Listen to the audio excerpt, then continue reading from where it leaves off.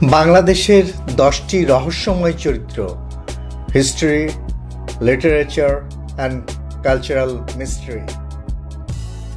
ইতিহাসের প্রতিটি দেশেই কিছু থাকে অদৃশ্য ছায়া, কিছু চরিত্র যাদের গল্প কখনো পুরোটা বলা হয় না, শুধু ফিসফিস করে শোনা যায় নদীর ধারে, কেল্লার ভাঙা দেওয়ালে কিংবা রাতের হাওর বাওড়ে।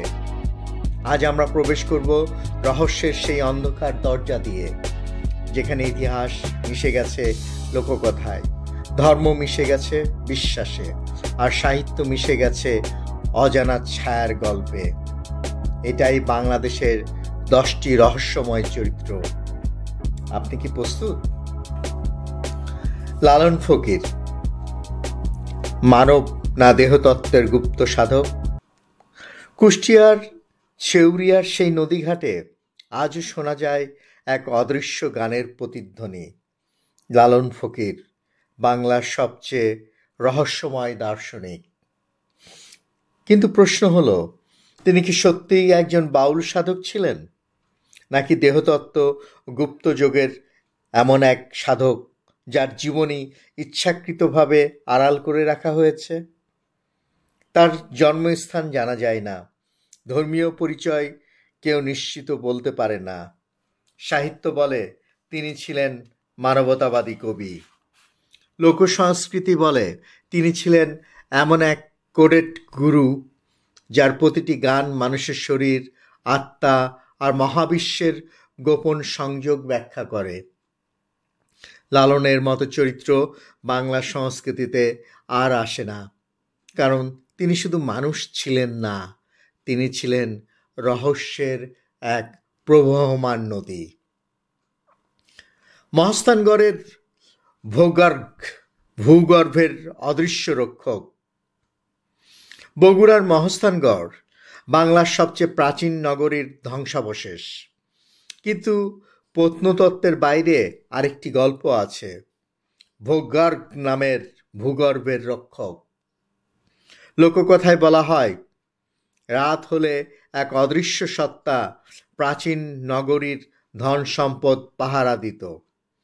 যে কেউ নিশুতি রাতে সেই এলাকায় গেলেই বাতাস ভারী হয়ে উঠত, মনে হতো দেওয়ালের ভেতরে কেউ হাঁটছে, কিন্তু কেউ নেই। বাংলা সাহিত্যের মধ্যযুগীয় কাব্যে ভূগর্ভ দেবতারও উল্লেখ পাওয়া যায়, যা এই রহস্যকে আরও শক্তিশালী করে। এটি কি শুধুই কিংবদন্তি, নাকি প্রাচীন বাংলাদেশের হারানো সভ্যতার রহস্য? আজ সেই প্রশ্ন অমীমাংসিত থেকে গেছে। টিকাফের রাজা, হাওরের অর্ধ মানব অর্ধ দেবযোদ্ধা। সুনামগঞ্জ নেত্রকোনার হাওর অধ্যুষিত অঞ্চলে এক কিংবদন্তি রয়েছে, টিকাফের রাজা। লোকেরা বলে তিনি নৌকা নিয়ন্ত্রণ করতেন মন্ত্রে, ঝড় থামাতে পারতেন হাতে, আর রাতে হাওরের অন্ধকারে তার চেহারা দেখা যেত অর্ধ মানব অর্ধ দেবের মতো। সাহিত্য ও লোককথায় এই টিকাফের রাজা কখনো সূর্যের মতো নায়ক, আবার কখনো ভয়ঙ্কর জলদেব।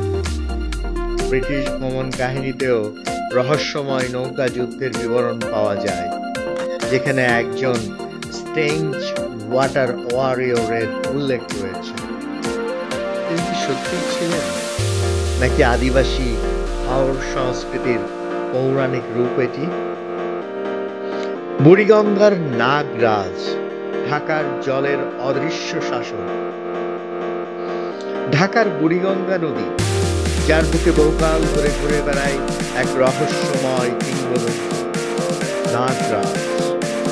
মুঘল ভ্রমণকারীদের লেখায় আছে, নদীতে নাকি বিশাল সর্প সদৃশ্য ছায়া আসতে দেখা যেত। লোককথায় বলা হয়, যখন নতুন শহর গড়ে ওঠে, এই জলরক্ষক রাগ করলে জোয়ার বেড়ে যেত, নৌকা উল্টে যেত, আর পানির গভীরে শোনা যেত অদ্ভুত গর্জন। বাংলার নদী সংস্কৃতিতে সর্পের প্রতীক চিরকালই রহস্যময়। বুড়িগঙ্গা সেই সেই পুরনো ভয়ের চিহ্ন এখনো বয়ে বেড়ায়। শায়েস্তা খাঁর অদৃশ্য সুরঙ্গ, ধন সম্পত্তি নাকি অভিশাপ? লালবাগ কেল্লা ঢাকার ইতিহাসের সবচেয়ে রহস্যময় স্থানগুলোর একটি। জনশ্রুতি আছে শায়েস্তা খাঁর সময় লালবাগ থেকে নবাবগঞ্জ, চকবাজার, এমনকি বুড়িগঙ্গা নিচ দিয়ে গোপন সুড়ঙ্গ ছিল। রাতের অন্ধকারে লোকজন দেখত দেওয়ালের গায়ে ছায়া, দূরে কারো পায়ের শব্দ, কিন্তু কেউ নেই। বাংলা ইতিহাসে সুড়ঙ্গ চিত্র বহুবার এসেছে, রাজাদের পালানোর পথ হিসেবে অথবা গুপ্তধন রক্ষার জন্য। এই সুড়ঙ্গ কি সত্যি ছিল নাকি বাংলার নগর লোককথার আরেক রহস্য? পদ্মার জলে ভাসমান সেই নারী, রিভার গোস্ট অফ রাজশাহী। রাজশাহীর পদ্মা নদীতে বহু বছর ধরে প্রচলিত একটি ভয়ঙ্কর গল্প রয়েছে। ভাসমান সাদা চেহারার এক নারী। নৌকাওয়ালারা বলেন রাতের শেষ প্রহরে যখন নদীর বুক ফাঁকা, তখন ধীরে ধীরে ভেসে ওঠে একটি কালো চুলের সাদা দেহ। কেউ কাছে গেলে মিলিয়ে যায়, কেউ দূরে থাকলে ডাক দেয়।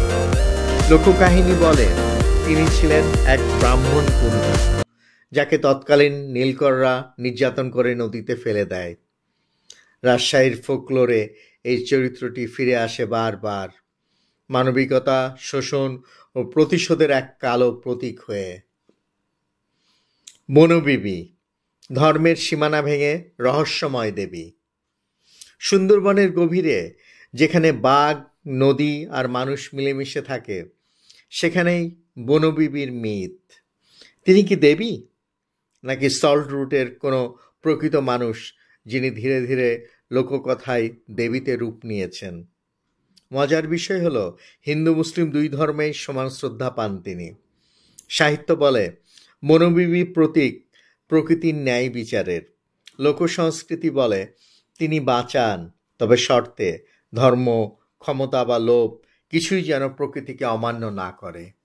এই হলো বনবিবির কথা। গাজী পীরের কথায় আসি। গাজী পীর মানুষ না লোককথার অলৌকিক যোদ্ধা। মধ্যযুগীয় বাংলায় গাজী, কালু, চম্পাবতীর কাহিনী বেশ প্রচলিত। বাংলার লোকসাহিত্যের সবচেয়ে রহস্যময় চরিত্র গাজী পীর। বলা হয় তিনি নাকি পশু বশ করতেন, বন্য প্রাণীর সাথে কথা বলতেন, জঙ্গলে ঘোড়ায় চড়ে যেতেন বজ্রপাতের মতো।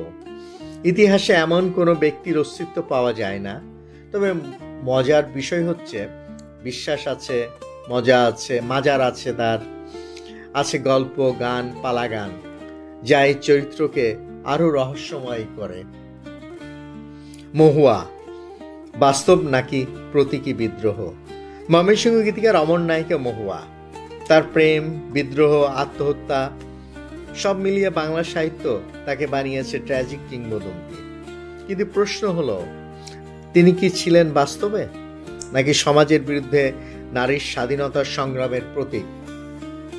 লোককথায় মহুয়ার মৃত্যু বাস্তবের মতোই ভয়ঙ্কর, কিন্তু সাহিত্য বিশ্লেষণে তিনি একজন বিদ্রোহী, একজন নিশ্ছিদ্র প্রতিরোধের চিহ্ন।